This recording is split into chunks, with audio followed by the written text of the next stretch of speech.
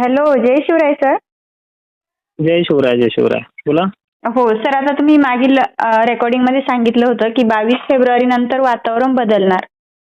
हं, हं. आणि आपण जर पाहिलं तर आता सध्या वातावरण खूप बदललेलं आहे. मग पुढील परिस्थिती कशी राहील सर? नक्कीच. 22 ते 26 पर्यंत राज्यातल्या प्रत्येक जिल्ह्यांमध्ये वातावरण हे खराब राहणार आहे. पण हो. आपण 22 तारखेपासून बघूया. हो बरं. आज सकाळपासूनच महाराष्ट्राच्या अनेक भागांमध्ये ढगाळलेलं वातावरण झालेलं आहे. हो. तर हे वातावरण पुढे सिंदखेड राजा, देऊळगाव राजा, अंबड सारख्या ठिकाणी, घनसावंगी, मंठा हं. भागांमध्ये सक्रिय होणार आहे आणि धारा वगैरे उतरतील दुपारनंतर किंवा दिवस मावळता. हो बरोबर. त्याचबरोबर लातूर सारख्या ठिकाणी सुद्धा 24 तासामध्ये काही ठिकाणी वातावरण सक्रिय होणार आहे. तिथे देखील हलक्या ते मध्यम पाऊस कोसळणार आहे. हो. प्रामुख्यानं उद्याची तारीख ही वातावरण मालेगाव, जळगाव, नाशिक पासून सक्रिय करणार आहे या भागापासून. हो. आणि इथे मालेगाव, नेपाळ वगैरे भागांमध्ये काही ठिकाणी साखळी वगैरे परिसरात स्थानिक वातावरणाचा पाऊस होईल. पुण्याच्याही मोजक्या भागांमध्ये आणि छत्रपती संभाजीनगर ते अहिल्यानगर या भागांमध्ये स्थानिक वातावरणाचा पाऊस होऊ शकतो. ठीक आहे. हो. आता मेन पॉइंट असा आहे की जी मंगळवारची आणि बुधवारची तारीख आहे ही सगळ्यात महत्वाची आहे.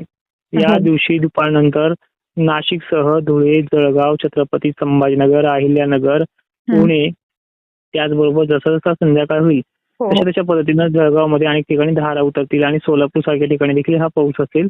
एक्झॅक्टली सांगायचं म्हणलं तर पाऊस परेशान करणार आहे.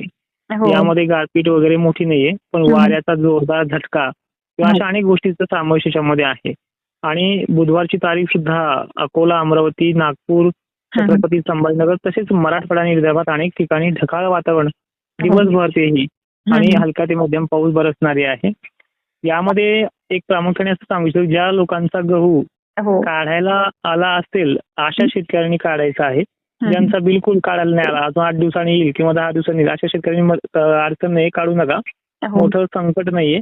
आणि ठीक आहे, 1-2 ठिकाणी हा अपवाद होणार आहे. त्यामध्येही सांगतोय अपवाद होणार आहे. पण आता 1-2 ठिकाणी अख्खाच महाराष्ट्राला शेतकऱ्यांनी जर ह्या गोष्टीचा विचार केला तर ते बियाणं त्यामध्ये किडं होणं वगैरे गोष्टी खूप महागात पडेल. त्यामुळे जे दैवात होणार आहेत ते तर होईलच, पण ते 1-2 ठिकाणी होणार आहे, सर्व दूर नाहीये. आणि वातावरण 24-25-26 पर्यंत खराब आहे. हो हो नक्कीच. आणि सर मग त्याच्यानंतरचं वातावरण कसं राहील? त्यानंतर काय माहितीये का, वातावरण हे आता 26 नंतर कमी होईल, पण जोर कमी होते. म्हणजे वातावरणाची लगोपाठ ढगांची पट्टी होणं, गरमी होणं हे कमी होते. पण पुन्हा लगेच 4-5 दिवस नाही झाले की लगेच वातावरण जे आहे ते 1-2 तारखेपासून पुन्हा ऍक्टिव्ह होते. म्हणजे ह्या ज्या गोष्टी आहेत ह्या मार्चमध्ये देखील कंटिन्यू चालत राहणार आहेत. आणि विशेषतः आता जवळपास जो काही आपला हा महिना आहे फेब्रुवारी, हा शेवटच्या टप्प्यापर्यंत येईपर्यंत वातावरणाने गाठलेला आहे. पण 2 अवस्था आहे. वातावरणामध्ये हवा असल्यामुळे ती निष्क्रिय होते, वातावरण बनून सुद्धा निष्क्रिय व्हायला लागते. पण 1-2 ठिकाणी सक्रियता देखील पाहायला मिळते. अशा वातावरणामध्ये शेतकऱ्यांनी एकच सावधगिरी बाळगायची आहे. जे काम चालू आहे ते काम करा, पण त्यासोबत नियोजन देखील ठेवा. आणि 26 तारखेनंतर उर्वरित कामं आटोपती घ्या.